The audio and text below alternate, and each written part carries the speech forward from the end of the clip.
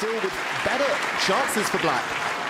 That is a gift. Am I crazy or is Alireza bright red? Like, he is feeling the moment. Both guys showing expressions on their faces. D6, by the way, we have that structure. I'm hyped. Now the F knight could go to D7, and black will advance in the middle with E5.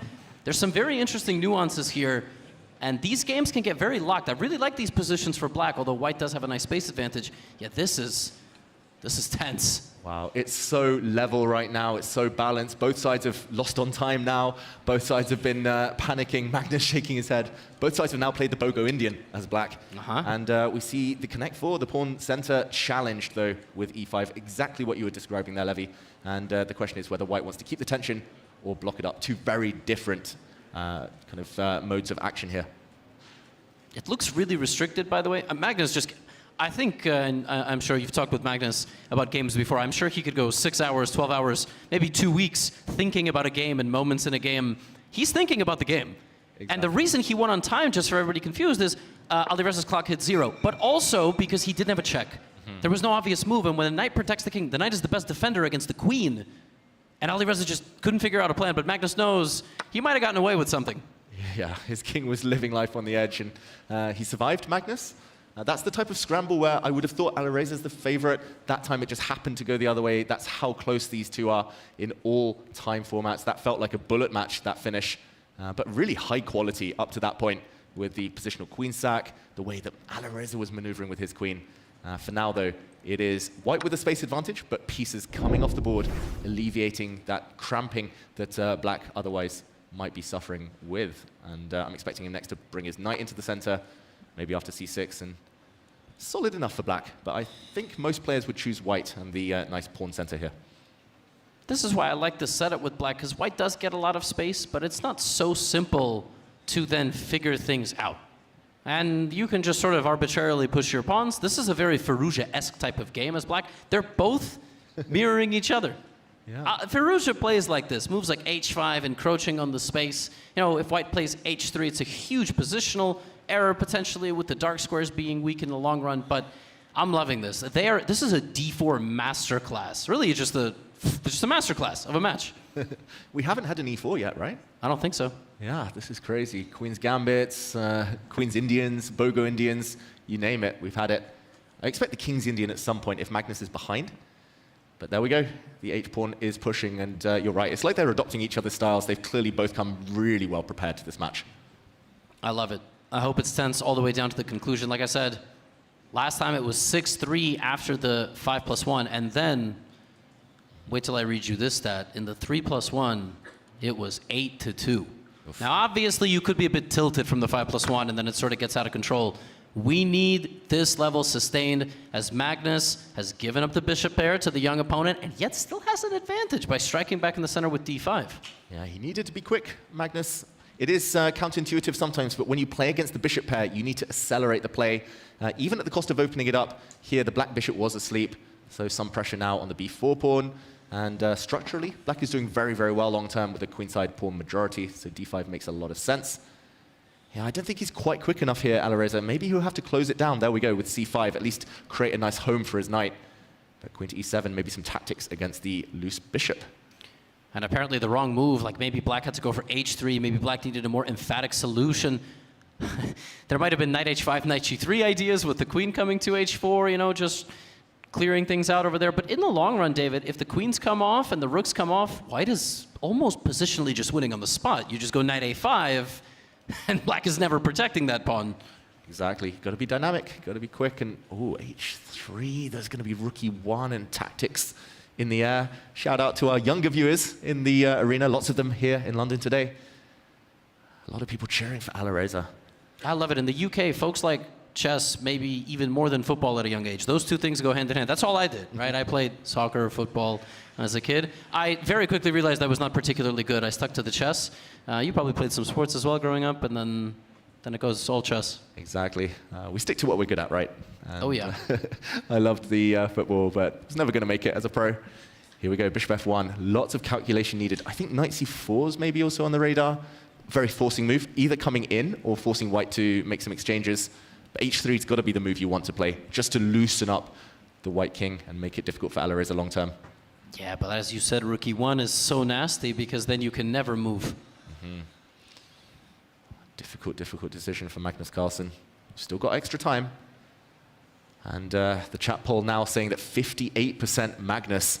That is closing. That is not a huge amount of people believing in Magnus here, maybe just due to how strongly Alireza is performing so far today. But consistency is going to be the key. It would be a revelation. We have needed some storylines in chess for quite some time. We got one about 2 hours ago with Denis Lazavik. If this were to happen, it would be incredible, and so far, he's in prime position. Remember, he very well could be the best bullet player in the world, and we only have about 71 minutes until that portion. So it's on the board, David. H3, rook e1. Yeah, Magnus is making faces. He's gesturing to himself. Doesn't look so comfortable. This is a really, really nasty pin. Magnus can maybe leave the pawn on h3. Could also flick in a check, flick in a capture. At some point, though, I think he just needs to get his queen out of dodge here before white is able to up the pressure on the knight or just take the knight. Yeah, what do you play here? It's so uncomfortable. And if those pawns for white also get moving, like if I just played g3, not right now because there would be knight takes pawn, the pawn on h3 is just gone. It's totally gone. He's relying on it wrecking the position. If you imagine black could take on g2 now, the doubled f pawns for white would be a problem. So can Alireza play queen f4? That move looks like it just wins the game. Just looks like a pin and you can't get out of it. So what are the consequences?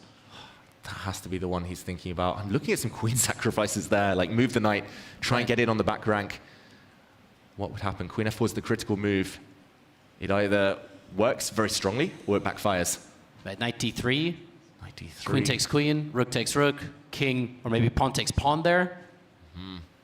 It's just, we don't have to play the game, so we don't care. They could figure it out on their own. But queen f4 just it looks like a crushing move. The only move that black has to play any defense is knight fd7. That is not what you want to do. No, he will not be playing that unless he feels there's nothing else, Magnus Carlsen. But Alireza needs to move. He doesn't have to go for queen f4. He can, I don't know, plant something in the center. He can just wait.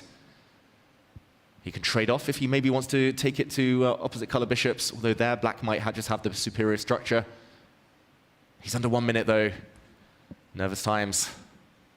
He's got to move. What is actually, what are we doing after queen f4? Like, is there pawn takes g2 or something and some knight d3? Just while Alireza thinks, let's jump in, let's get an analysis board up and check out what happens after queen to f4. Knight d4 is played instead. Advantage black now, though. He didn't play it. Oh, and the blue arrow shows knight c4. Let's show what happened after queen to f4, the critical move. We would have seen potentially some crazy tactics in the air. I'll just quickly put it on the board as the players think. Knight e to g4 levy.